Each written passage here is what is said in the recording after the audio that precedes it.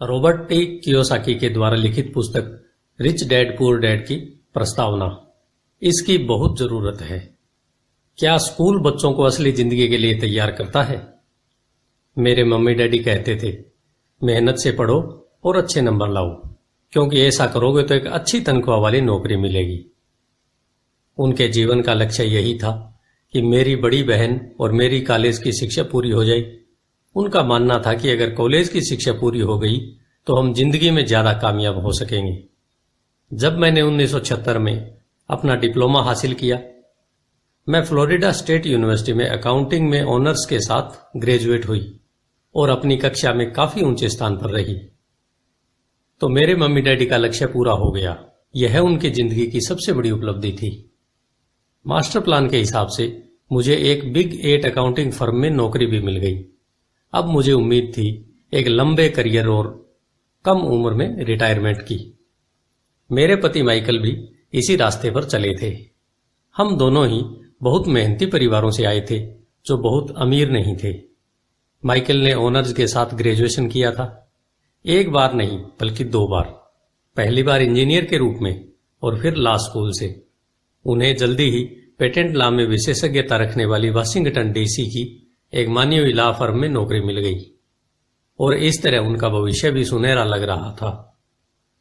उनके करियर का नक्शा साफ था और यह बात तय थी कि वे भी जल्दी रिटायर हो सकते थे। हालांकि हम दोनों ही अपने करियर में सफल रहे, परंतु हम जो सोचते थे हमारे साथ ठीक वैसा ही नहीं हुआ। हमने कई बार नौकरियां बदली, हालांकि हर बार नौकरी बदलने के कारण सही थे, परंतु हमारे लिए किसी ने भी पेंशन योजना में निवेश नहीं किया। हमारे रिटायरमेंट फंड हमारे खुद के लगाए पैसों से बढ़ रहे थे।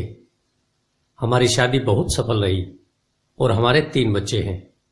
उनमें से 2 कॉलेज में हैं और तीसरा भी हाई स्कूल में गया ही है। हमने अपने बच्चों को सबसे अच्छी शिक्षा दिलाने में बहुत सा पैसा लगाया। 1996 में एक दिन मेरा बेटा स्कूल से घर लौटा।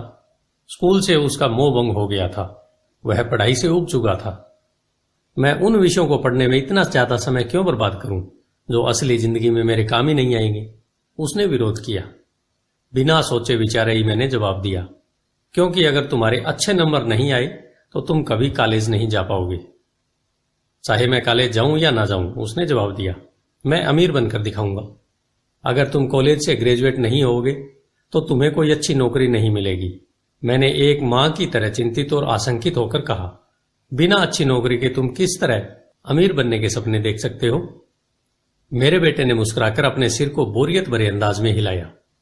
हम यह चर्चा कई बार पहले भी कर चुके थे। उसने अपने सिर को झुकाया और अपनी आंखें घुमाने लगा। मेरी समझदारी भरी सलाह एक बार फिर उसके कानों के भीतर नहीं गई थी। हालांकि वह स्मार्ट और प्रबल इच्छा शक्ति वाला युवक था, परंतु वह नम्र और शालीन भी था। मम्मी, उसने बोलना शुरू किया और भाषण सुनने की बारी अब मेरी थी। समय के साथ चलिए, अपने चारों तरफ देखिए। सबसे अमीर लोग अपनी शिक्षा के कारण इतने अमीर नहीं बने हैं। माइकल जॉर्डन और मैडोना को देखिए। यहां तक कि बीच में ही हार्वर्ड छोड़ देने वाले बिल गेट्स ने माइक्रोसॉफ्ट कायम किया। आज वे अमेरिका के सबसे अमीर व्यक्ति हैं और अभी उनकी उम्र भी 30 से 40 के बीच में ही है। और उस बेसबॉल पिचर के बारे में तो आपने सुना ही होगा, जो हर साल $40 लाख कमाता है, जबकि उस पर दिमागी तौर पर कमजोर होने का लेबल लगा हुआ है। हम दोनों काफी समय तक चुप रहे। अब मुझे यह समझ में आने लगा था कि मैं अपने बच्चों को वही सलाह दे रही थी जो मेरे माता पिता ने मुझे दी थी। हमारे चारों तरफ की दुनिया बदल रही थी, परंतु हमारी सलाह नहीं बदली थी। अच्छी शिक्षा और अच्छे ग्रेड हासिल करना अब सफलता की गारंटी नहीं रह गए थे और हमारे बच्चों के अलावा यह बात किसी की समझ में नहीं आई थी। मम्मी, उसने कहा, मैं आपकी और डैडी की तरह कड़ी मेहनत नहीं करना चाहता। आपको काफी पैसा मिलता है और हम एक शानदार घर में रहते हैं जिसमें बहुत ही कीमती सामान है। अगर मैं आपकी सलाह मानूंगा तो मेरा हाल भी आपकी ही तरह होगा। मुझे भी ज्यादा मेहनत करनी पड़ेगी ताकि मैं और ज्यादा टैक्स भर सकूं व कर्ज में डूब जाऊं। वैसे भी आज की दुनिया में नौकरी की सुरक्षा तो बची नहीं है। मैं यह जानता हूं कि छोटे और सही आकार की फर्म कैसी होती है। मैं यह भी जानता हूं कि आज के दौर में कॉलेज के स्नातकों को कम तनख्वाह मिलती है, जबकि आपके जमाने में उन्हें ज्यादा तनख्वाह मिला करती थी। डॉक्टर को देखिए, वे अब उतना पैसा नहीं कमाते जितना पहले कभी कमाया करते थे। मैं जानता हूं कि मैं रिटायरमेंट के लिए सामाजिक सुरक्षा या कंपनी पेंशन पर भरोसा नहीं कर सकता। अपने सवालों के मुझे नए जवाब चाहिए। वह सही था, उसे नए जवाब चाहिए थे और मुझे भी। मेरे माता पिता की सलाह उन लोगों के लिए सही हो सकती थी जो 1945 के पहले पैदा हुए थे, पर यह उन लोगों के लिए विनाशकारी साबित हो सकती थी जिन्होंने तेजी से बदल रही दुनिया में जन्म लिया था। अब मैं अपने बच्चों से यह सीधी सी बात नहीं कह सकती थी, स्कूल जाओ, अच्छे ग्रेड हासिल करो और किसी सुरक्षित नौकरी की तलाश करो। मैं जानती थी कि मुझे अपने बच्चों की शिक्षा को सही दिशा देने के लिए नए तरीकों की खोज करनी होगी। एक माँ और एक अकाउंटेंट होने के नाते मैं इस बात से परेशान थी कि स्कूल में बच्चों को धन संबंधी शिक्षा या वित्तीय शिक्षा नहीं दी जाती। हाई स्कूल खत्म होने से पहले ही आज के युवाओं के पास अपना क्रेडिट कार्ड होता है। यह बात अलग है कि उन्होंने कभी धन संबंधी पाठ्यक्रम में भाग नहीं लिया होता है और उन्हें यह भी नहीं पता होता कि इसे किस तरह निवेश किया जाता है। इस बात का ज्ञान तो दूर की बात है कि क्रेडिट कार्ड पर चक्रवृद्धि ब्याज की गणना किस तरह की जाती है। इसे आसान भाषा में कहें तो उन्हें धन संबंधी शिक्षा नहीं मिलती और यह ज्ञान भी नहीं होता कि पैसा किस तरह काम करता है। इस तरह वे उस दुनिया का सामना करने के लिए कभी तैयार नहीं हो पाते जो उनका इंतजार कर रही है। एक ऐसी दुनिया जिसमें बचत से ज्यादा महत्व खर्च को दिया जाता है। जब मेरा सबसे बड़ा बेटा कॉलेज की शुरुआती दिनों में अपने क्रेडिट कार्ड को लेकर कर्ज में डूब गया तो मुझे उसके क्रेडिट कार्ड को नष्ट करने में उसकी मदद करनी पड़ी। साथ ही मैं ऐसी तरकीब भी खोजने लगी जिससे मेरे बच्चों में पैसे की समझ आ सके। पिछले साल एक दिन मेरे पति ने मुझे अपने ऑफिस से फोन किया। मेरे सामने एक सज्जन बैठे हैं और मुझे लगता है कि तुम उनसे मिलना चाहोगी। उन्होंने कहा। उनका नाम रॉबर्ट कियोसाकी है। वे एक व्यवसायी और निवेशक हैं तथा वे एक शैक्षणिक उत्पाद का पेटेंट करवाना चाहते हैं। मुझे लगता है कि तुम इसी चीज की तलाश कर रही थी जिसकी मुझे तलाश थी। मेरे पति माइक रॉबर्ट कियोसाकी द्वारा बनाई जा रही नई शैक्षणिक उत्पाद कैश फ्लो से इतने प्रभावित थे कि उन्होंने इसके परीक्षण में हमें बुलवा लिया। यह एक शैक्षणिक खेल था, इसलिए मैंने स्थानीय विश्वविद्यालय में पढ़ रही अपनी 19 वर्षीय बेटी से भी पूछा कि क्या वह मेरे साथ चलेगी और वह तैयार हो गई। इस खेल में हम लगभग 15 लोग थे जो 3 समूह में विभाजित थे। माइक सही थे, मैं इसी तरह के शैक्षणिक उत्पाद की खोज कर रही थी। यह किसी रंगीन मोनोपोली बोर्ड की तरह लग रहा था जिसके बीच में एक बड़ा सा चूहा था, परंतु मोनोपोली से यह इस तरह अलग था कि इसमें 2 रास्ते थे, एक अंदर और दूसरा बाहर। खेल का लक्ष्य था अंदर वाले रास्ते से बाहर निकलना, जिसे रॉबर्ट चूहा दौड़ कहते थे, और बाहरी रास्ते पर पहुंचना या तेज रास्ते पर जाना। रॉबर्ट के मुताबिक तेज रास्ता हमें यह बताता है कि असली जिंदगी में अमीर लोग किस तरह पैसे का खेल खेलते हैं। रॉबर्ट ने हमें चूहा दौड़ के बारे में बताया। अगर आप किसी भी औसत रूप से शिक्षित कड़ी मेहनत करने वाले आदमी की जिंदगी को देखें, उसमें आपको एक सा ही सफर दिखेगा। बच्चा पैदा होता है, स्कूल जाता है, माता पिता खुश हो जाते हैं क्योंकि बच्चे को स्कूल में अच्छे नंबर मिलते हैं और उसका दाखिला कॉलेज में हो जाता है। बच्चा स्नातक हो जाता है और फिर योजना के अनुसार काम करता है। वह किसी आसान सुरक्षित नौकरी या करियर की तलाश करता है। बच्चे को ऐसा ही काम मिल जाता है। शायद वह डॉक्टर या वकील बन जाता है, या वह सेना में भर्ती हो जाता है, या फिर वह सरकारी नौकरी करने लगता है। बच्चा पैसे कमाता है, उसके पास थोक में क्रेडिट कार्ड आने लगते हैं, और अगर अब तक उसने खरीदारी करना शुरू नहीं किया है तो अब जमकर खरीदारी शुरू हो जाती है। खर्च करने के लिए पैसे पास में होते हैं तो वह उन जगहों पर जाता है जहां उसकी उम्र के ज्यादा नौजवान जाते हैं, लोगों से मिलते हैं, डेटिंग करते हैं और कभी कभार शादी भी कर लेते हैं। अब जिंदगी में मजा आ जाता है क्योंकि आजकल पुरुष और महिलाएं दोनों नौकरी करते हैं। 2 तनख्वाहें बहुत सुखद लगती है। पति पत्नी को लगता है कि उनकी जिंदगी सफल हो गई है। उन्हें अपना भविष्य सुनहरा नजर आता है। अब वे घर, कार, टेलीविजन खरीदने का फैसला करते हैं, छुट्टियां मनाने कहीं चले जाते हैं और फिर उनके बच्चे हो जाते हैं। बच्चों के साथ उनके खर्चे भी बढ़ जाते हैं। खुशहाल पति पत्नी सोचते हैं कि ज्यादा पैसा कमाने के लिए अब उन्हें ज्यादा मेहनत करना चाहिए। उनका करियर अब उनके लिए पहले से ज्यादा मायने रखता है।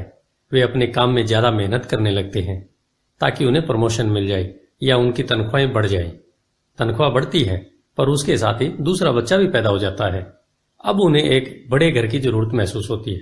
वे नौकरी में और भी ज्यादा मेहनत करते हैं, बेहतर कर्मचारी बन जाते हैं और ज्यादा मन लगाकर काम करने लगते हैं। ज्यादा विशेषज्ञता हासिल करने के लिए वे एक बार फिर किसी स्कूल में जाते हैं ताकि वे ज्यादा पैसा कमा सकें। हो सकता है कि वे दूसरा काम भी खोज लें। उनकी आमदनी बढ़ जाती है, परंतु उस आमदनी पर उन्हें इनकम टैक्स भी चुकाना पड़ता है।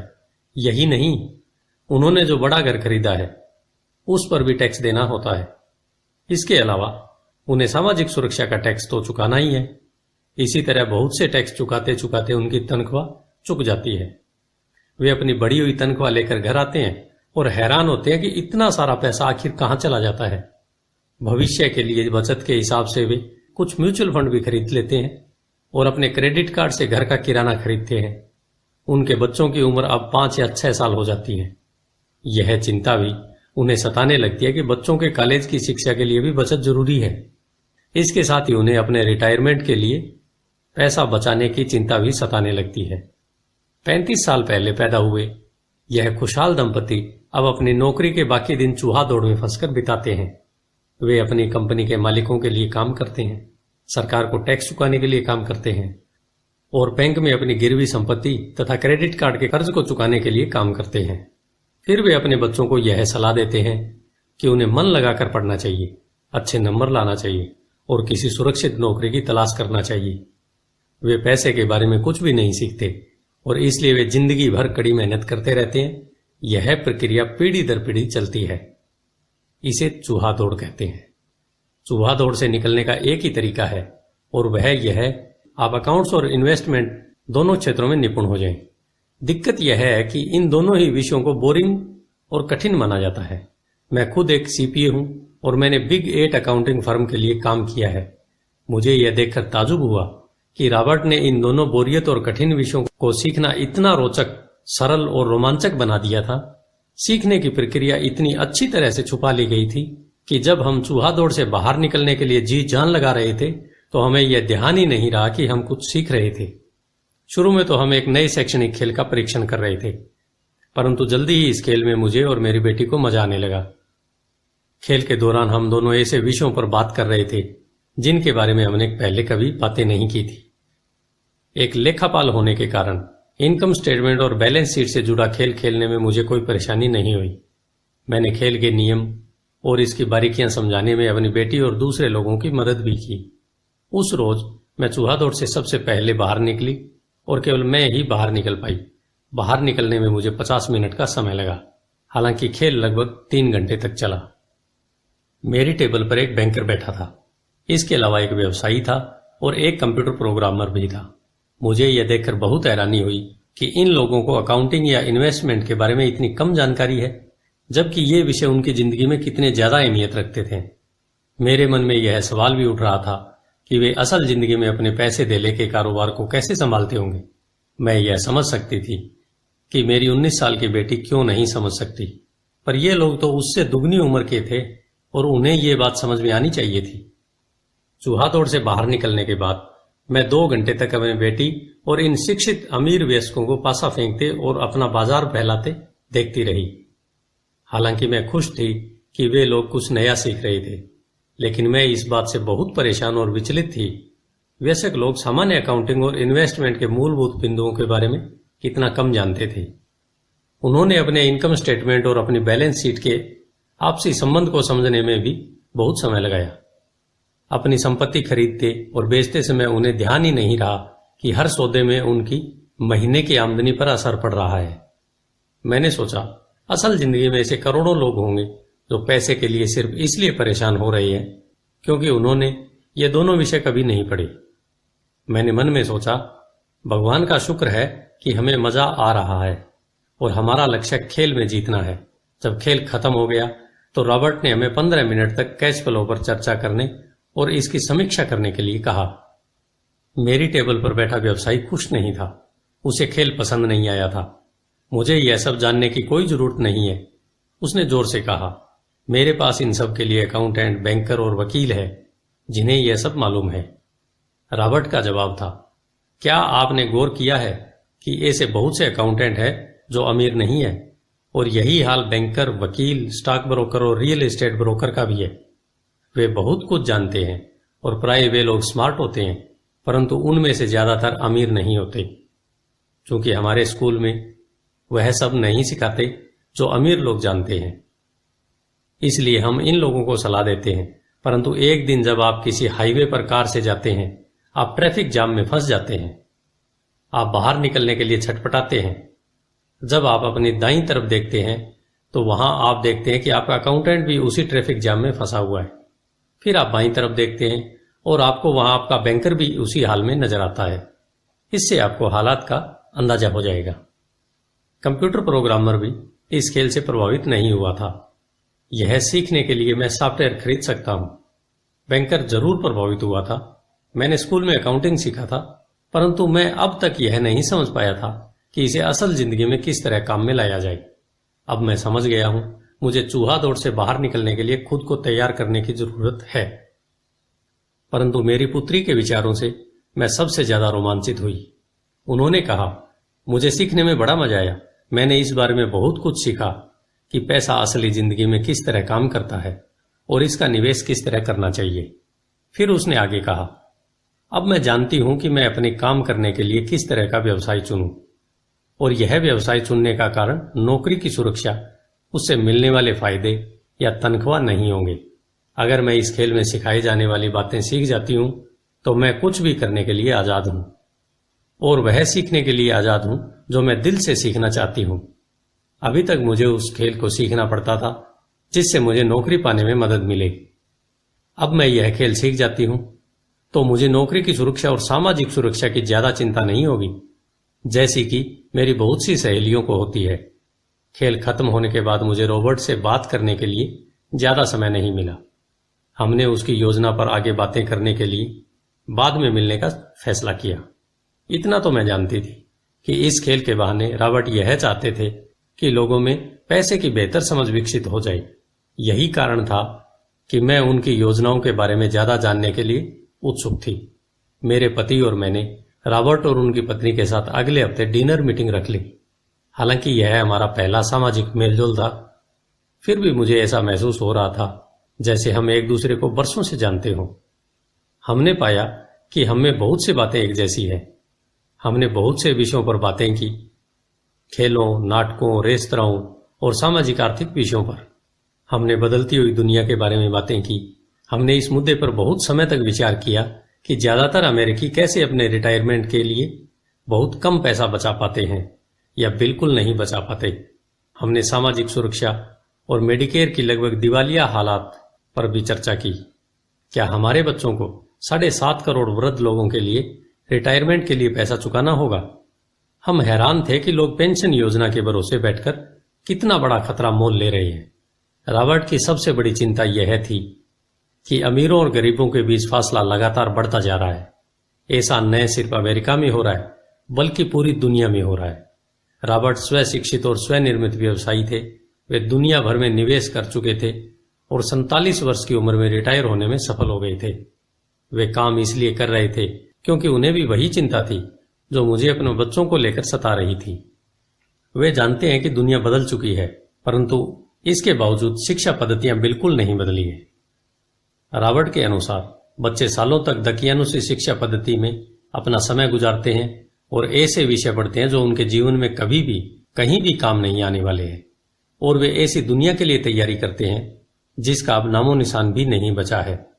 आज आप किसी भी बच्चे को जो सबसे खतरनाक सलाह दे सकते हैं वह यह है, स्कूल जाओ, अच्छे नंबर लाओ और सुरक्षित नौकरी ढूंढो। उन्होंने कहा, यह पुरानी सलाह है और यह खराब सलाह है। अगर आप यह देख सकते हैं कि एशिया, यूरोप, दक्षिण अमेरिका में क्या हो रहा है तो आप भी उतनी ही चिंतित होंगे जितनी कि मैं। रॉबर्ट के अनुसार यह बुरी सलाह है, क्योंकि अगर आप चाहते हैं कि आपके बच्चे का भविष्य आर्थिक रूप से सुरक्षित हो तो आप पुराने नियमों के सहारे नए खेल को नहीं खेल सकते। यह बहुत खतरनाक होगा। मैंने उनसे पूछा कि पुराने नियमों से उनका क्या मतलब है। मेरी तरह के लोग अलग तरह के नियमों से खेलते हैं और आपकी तरह के लोग पुराने नियमों की लीक पर ही चलते रहते हैं। उन्होंने कहा, क्या होता है जब कोई कॉरपोरेशन स्टाफ कम करने की घोषणा करता है, लोगों को नौकरी से निकाल दिया जाता है, परिवार तबाह हो जाते हैं, बेरोजगारी बढ़ जाती है। हाँ, परंतु कंपनी पर इसका क्या असर पड़ता है, खासकर जब वह कंपनी स्टॉक एक्सचेंज में दर्ज हो। जब स्टाफ कम करने की घोषणा होती है तो स्टॉक की कीमतें बढ़ जाती हैं। मैंने कहा, जब कंपनी तनख्वाह का खर्चा कम करती है तो बाजार इस बात को पसंद करता है, ऐसा चाहे स्टाफ कम करने के लिए किया जाए या फिर कंप्यूटर के माध्यम से किया जाए।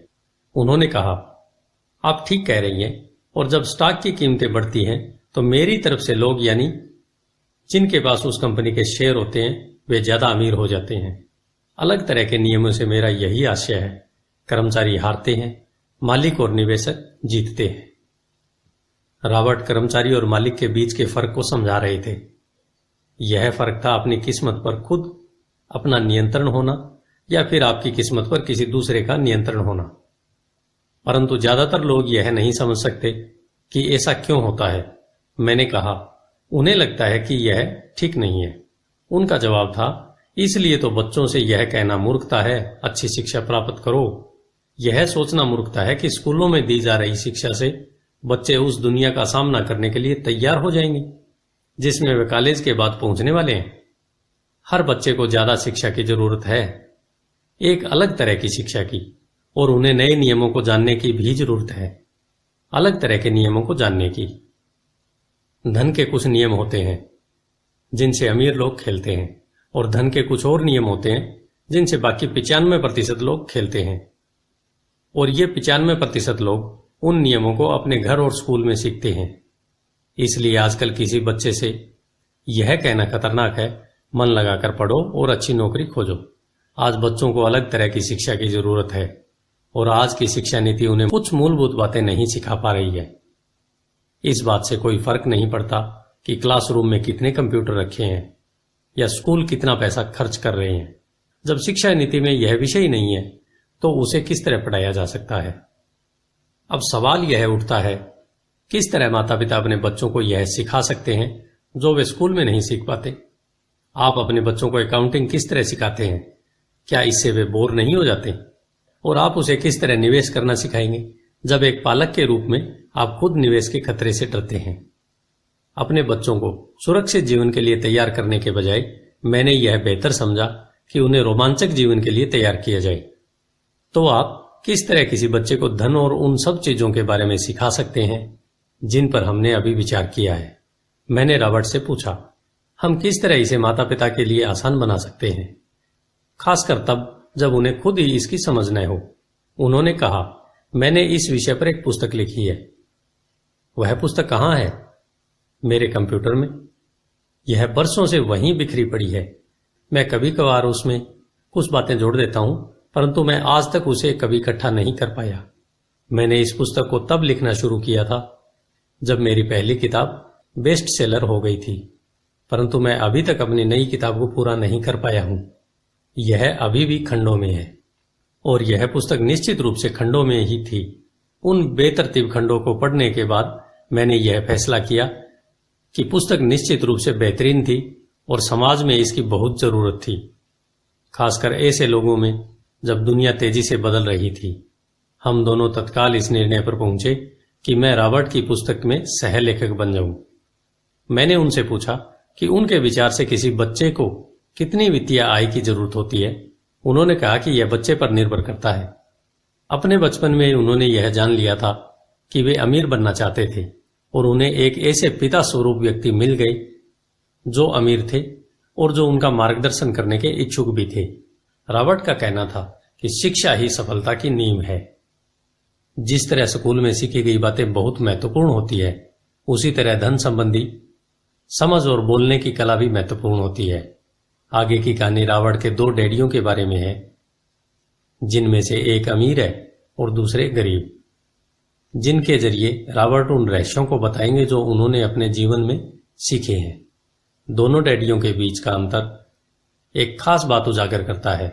इस पुस्तक को मैंने बढ़ाया है, जिसमें कुछ जोड़ा और घटाया है, और इसे व्यवस्थित करने के लिए काम किया है। जो अकाउंटेंट इस पुस्तक को पढ़े, उनसे मेरा यही कहना है कि वे अपने किताबी ज्ञान को एक तरफ रख दें और अपने दिमाग में रॉबर्ट के सिद्धांतों को घुस जाने दें। और अपने दिमाग में रॉबर्ट के सिद्धांतों को घुस जाने दें।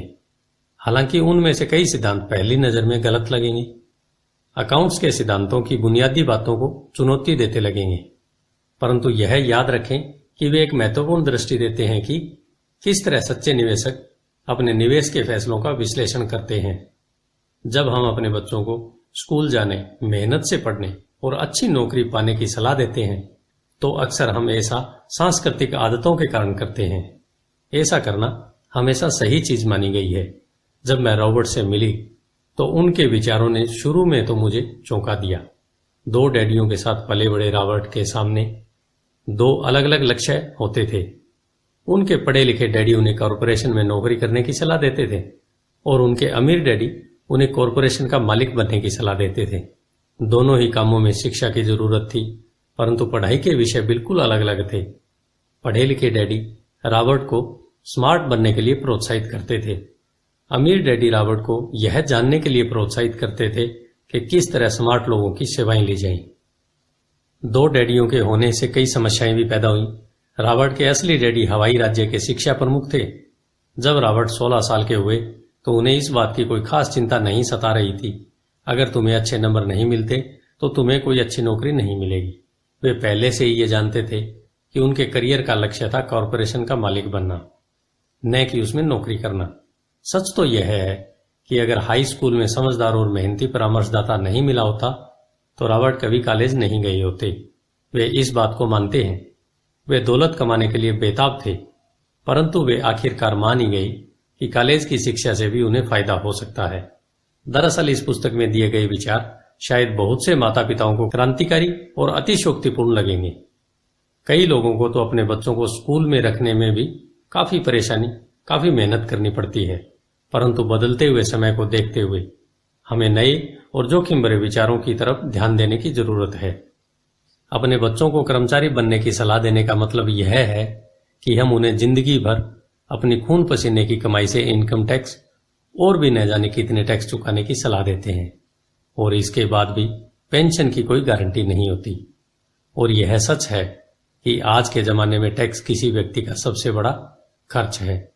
हकीकत में ज्यादातर परिवार तो जनवरी से आधी मई तक सिर्फ अपने टैक्स चुकाने के लिए ही सरकार की नौकरी करते हैं। आज नए विचारों की बहुत जरूरत है और यह पुस्तक हमें नए विचार देगी। रॉबर्ट का दावा है कि अमीर लोग अपने बच्चों को अलग तरह की शिक्षा देते हैं। वे अपने बच्चों को घर पर सिखाते हैं, डिनर टेबल पर सिखाते हैं। हो सकता है कि ये विचार वे न हों जिन पर आप अपने बच्चों से बात करते हो, परंतु उन पर नजर डालने के लिए धन्यवाद। और मैं आपको सलाह देती हूं कि आप खोज करते रहें।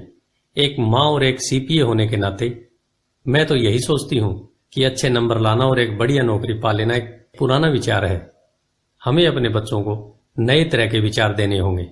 हमें उन्हें अलग तरह की शिक्षा देनी होगी।